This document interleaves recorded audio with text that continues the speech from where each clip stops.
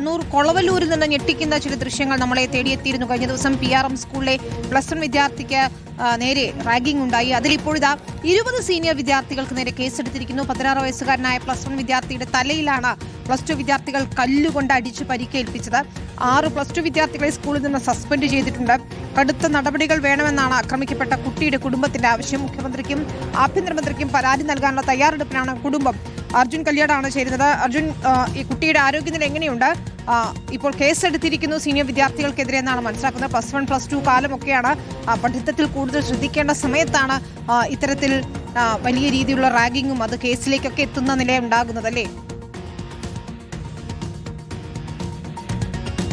വിനീത, തീർച്ചയായിട്ടും +1 +2 കാലം എന്നൊക്കെ പറയുമ്പോൾ സ്വാഭാവികമായും ഏറ്റവും മനോഹരമായിട്ടുള്ള ഒരു ഓർമ്മകൾ മനസ്സിൽ സൂക്ഷിക്കേണ്ടുന്ന വിദ്യാഭ്യാസ കാലം കൂടിയാണ്. ആ സമയത്താണ് ഇങ്ങനെ ചേരിതിരിഞ്ഞുകൊണ്ട് +1 +2 എന്ന രീതിയിൽ പരസ്പരം വിദ്യാർത്ഥികൾ ആക്രമിക്കുന്നത് എന്നുള്ളതാണ് ഏറ്റവും പ്രധാനപ്പെട്ട കാര്യം. ഈ കൊളവല്ലൂർ സ്കൂളിൽ സംഭവിച്ചിരിക്കുന്നത് അവിടെയുള്ള ഈ +1 വിദ്യാർത്ഥി ക്ലാസ് തുടങ്ങിയിട്ട് ഇപ്പോൾ ഏകദേശം ചുരുക്കം നാളുകൾ മാത്രമേ ആവുന്നുള്ളൂ. ആ സമയത്ത് ആദ്യ സമയത്ത് തന്നെ ക്ലാസ്സിലേക്ക് വരുമ്പോഴും സ്കൂളുകളിലേക്ക് വരുമ്പോഴുമൊക്കെ ഈ അതല്പം നിവർന്നാണ് നടക്കുക എന്നുള്ള കാരണം പറഞ്ഞുകൊണ്ടാണ് ഈ +2 വിദ്യാർത്ഥി ഈ +1കാരനെ ആക്രമിക്കുന്നത്. 16 വയസ്സ് മാത്രമേ പ്രായമുള്ളൂ.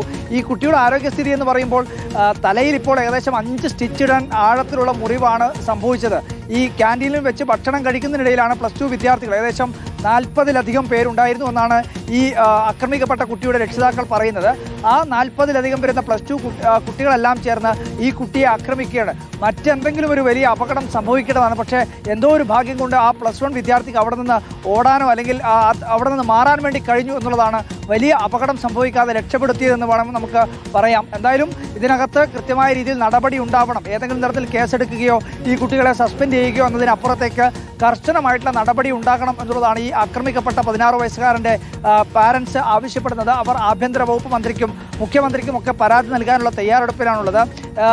ഇതിനു മുൻപും സമാനമായ രീതിയിലുള്ള ചില സംഭവങ്ങൾ ആ വിദ്യാഭ്യാസ സ്ഥാപനത്തിൽ ഉണ്ടായിരുന്നു. അന്നും ഇത്തരത്തിലുള്ള നടപടികളൊക്കെ ഉണ്ടായിരുന്നു. പക്ഷെ അത് വീണ്ടും ഇങ്ങനെ ആവർത്തിക്കുമ്പോൾ അല്ലെങ്കിൽ ഓരോ വർഷവും ഇങ്ങനെ കുട്ടികൾ ആവർത്തിക്കുന്നു എന്നുള്ളതാണ്. നമ്മൾ നേരത്തെ പറഞ്ഞതുപോലെ +1 +2 കാലത്തൊക്കെ കൃത്യമായി പഠനത്തിൽ ശ്രദ്ധിക്കുന്നതിന് പകരം ഈ രീതിയിൽ ആക്രമണങ്ങളിലേക്ക് പോകുന്നു എന്നതാണ്. സ്കൂൾ പഠനകാലത്ത് ചെറിയ തർക്കങ്ങളോ തമ്മിൽ തല്ലോ ഒക്കെ ഉണ്ടാകും. പക്ഷേ ഇപ്പോഴത് അങ്ങനെയല്ല. ക്രൂരമായ ആക്രമണത്തിലേക്ക് ജൂനിയർ വിദ്യാർത്ഥിയുടെ +1 വിദ്യാർത്ഥിയുടെ തല കല്ലുകൊണ്ട് അടിച്ചു പൊട്ടിക്കുന്ന നിലയിലേക്കൊക്കെ കാര്യങ്ങൾ എത്തുമ്പോൾ നമ്മളുടെ കുഞ്ഞുങ്ങളുടെ മാനസികാവസ്ഥ എന്ത് എന്നുള്ള ചോദ്യം കൂടിയുണ്ട്.